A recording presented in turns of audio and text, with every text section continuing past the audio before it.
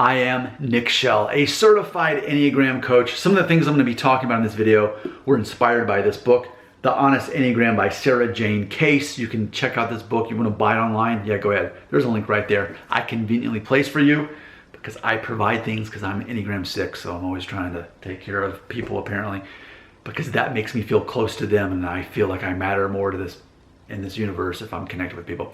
Also, if you want to know what your Enneagram is, you can click a link right there. It takes about 10 minutes. It's a free quiz there. You can probably find out through Cloverleaf. And speaking of Cloverleaf, if you would like to become a certified Enneagram coach as I am, and like 4 of my viewers so far who clicked that link, it's all right there. You can do that. Here's what I want to address in this video. Here's the title. Let's see if the title ends up the same on YouTube, but on my little notebook here that I keep my ideas in. The other 8 Enneagrams filtered through your own Enneagram. We're all 9. So here's, I guess, what inspired this topic, this video. My wife is also a 6. So imagine 2 6s married to each other. However, we have different dominant wings and we have different subtypes, so you may not necessarily think that we're both 6s, okay? So my wife is a social 6. She cares most about making the entire room happy. I care about, I size everyone up and then I find one person to go over to and have a meaningful conversation with and try to find some kind of personal growth with that particular one person. That's a major difference between the two of us. Her dominant wing apparently is a wing 5 in general, even if it doesn't seem like it, even though she seems very social in social settings, she's actually more reserved than I am. I actually have the 7 dominant wing, and I technically am more outgoing even though I'm more introspective. So it really throws things off. It was funny because, as you probably have figured out, I write songs and I put them on this channel. And something we were talking about this past week is my songs are truly poetic. Every single one of my songs, you take the music out of it, it's a poem. It is. But it's funny, my wife listens to country music and it's not really poetry. It's maybe telling a story, but it's not introspective and poetic like the kind of music that I write and the kind of music I listen to. So I think that's interesting. Now, getting back to the topic, what I want to focus on is and remind us all of your dominant wing and your subtype is going to make a difference no matter what number you are. So, as far as back to my wife, as a 6, we are the loyal skeptics, which is a paradox. Yes, we are absolutely paradox. Enneagram 6 is sandwiched between a 5 and a 7, the apparent introvert of the group and the apparent extrovert, 5 and 7. So we're kind of in between. So on any given day, in the same house, my wife and I stand right next to each other. We both may be extroverts that day. We both may be introverts or one of each that day. We never know. And then it can change throughout the day. And of course, as we know with Enneagram, when you're stressed, you become a different one. So for me, me and my wife, we would become a version of a 3 when put under stress. But when we're relaxed, we become a 9. And then we've got our dominant wings. So my wife knows all of that. She's married to me. But she's very skeptical of Enneagram. I mean, if anyone was like an Enneagram agnostic, it would absolutely be her. She's not into Enneagram like I am. I mean, she knows about it because of me. And it helps me to know these things about her. But she doesn't really care because she says, aren't we all 9? I mean, I see Enneagram 9 in everybody. And she's right, because we all are. However, we have a basic foundation that everything spawns from there, etc. And yes, the subtypes can really throw it off. It can make, a lot of people have thought I was a 7 or an 8 or a 4. I've never once taken an Enneagram test that said I was a 6, because I often project an idea of who I am and I act a certain way that's maybe more assertive than a normal 6 would be, because that is the counterphobic 6 that I am. Whereas my wife's not the counterphobic 6. If things cause anxiety and she's worried about them, you'll know about it. Then she'll tell you and she'll express that. For me, you probably won't ever hear me say, I'm afraid of that. That's a scary thing. That's a challenge to me. I'd rather confront it. So you can tell in just this first 5 minutes, there's all 9 in all 9 of us.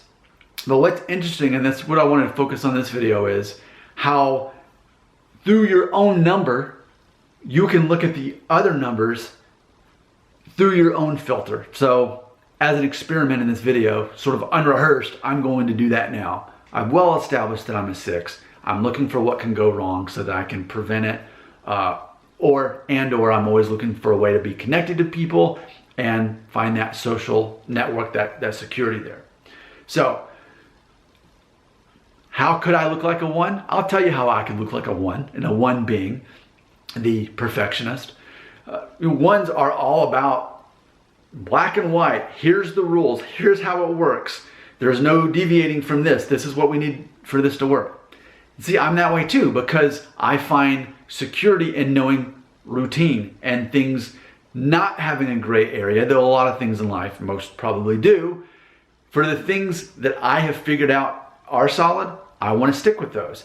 And 6s often can look like 1s for that very reason. Okay, 2. 2 is nowhere connected to a 6. It's not like I've become that or it's one of my wings. My daughter's a 2, so I know a 2 very well, but how could I look like a 2?